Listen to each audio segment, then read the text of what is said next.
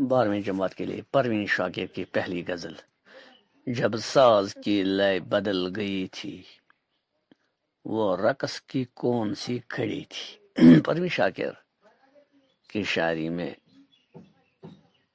زیادہ تر اداس لہجہ، اداس لے، اداس لفظ، اداس اظہار نظر آتا ہے۔ تو اس شعر میں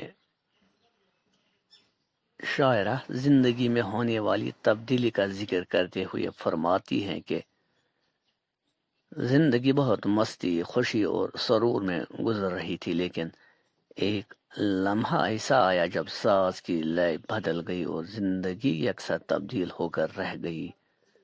گویا مستی میں رقص کرتی ہوئی زندگی ایسی ڈگمگائی کہ پھر سنبھل نہ سکی۔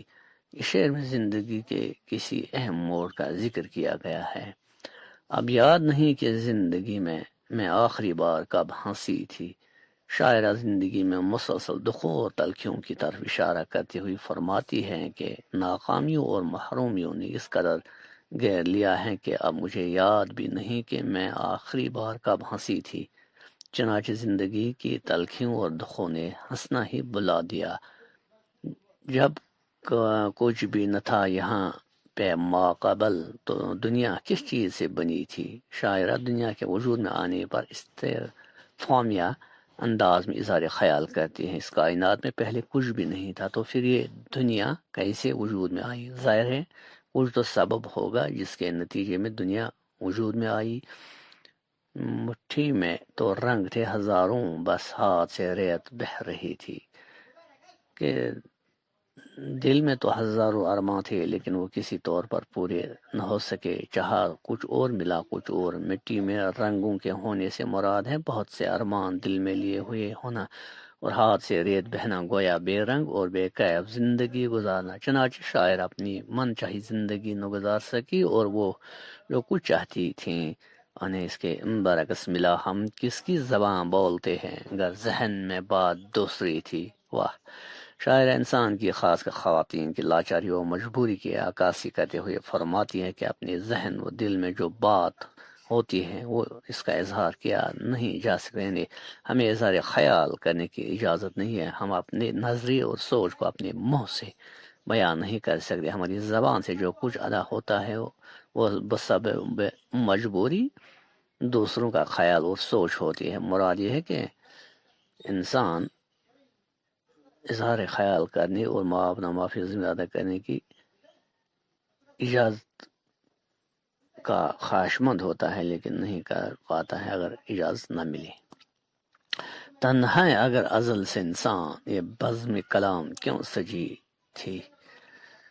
فرماتی ہے کہ اگر انسان خصوصاً عورت شروع سے ہی اکیلی ہے، اس کا کوئی ہمدرد و غمگسار نہیں ہے، یعنی انسان اگر پورا ہم اس کا جو ہے نا کانٹیکسٹ میں اس کا دیکھیں گے تو انسان اگر ازل سے تنہا ہے، لوگ کہتے ہیں کہ دنیا کیا ہے، تنہائی ہے، وہ ہے یہ ہے، تو پھر یہ بزم کلام کیوں سجی ہے؟ تو پھر یہ دنیا کا رنگ ڈھنگ کس لیے ہے؟ انسان کو انجوائے کرنے کے لیے ہے، لیکن انسان اس میں کھو ہی نہ جائے وہ مسئلہ ہے۔ تھا آگ ہی جب میرا مقدر کیوں خاک میں پھر شفا رکھی تھی، کہ اگر میرا مقدر ہی آگ میں جلنا ہے تو پھر خاک میں شفا کیوں رکھے گی؟ اگر مجھے ہر حال میں جلنا ہی ہے تو خاک میں شفا ہونا میرے کس کام کا؟ کیوں موڑ بدل گئی کہانی پہلے سے اگر لکھی ہوئی تھی۔ اگر یہاں پر عورت کی بات کریں، اگر عورت کی کہانی ازل سے ہی اس طرح کی لکھی ہوئی ہے کہ اس کا ہمیشہ استحصال ہی کیا جائے، تو پھر عورت نے جو اپنی حالت قدریں بدلی ہیں وہ کیسے بدلی؟ کیونکہ مقدر کا لکھا تو بدلا نہیں جاتا۔ اس سے صاف ظاہر ہے کہ عورت کا صدیوں سے مرد کے ہاتھوں استحصال کیا گیا تھا، یہ اس کا مقدر نہیں تھا، کیونکہ اگر یہ اس کا مقدر ہوتا تو پھر وہ اپنی حالت میں تبدیل نہیں لا سکتی تھی۔ تو بہترین غزل ہیں یہ بھی، شکریہ۔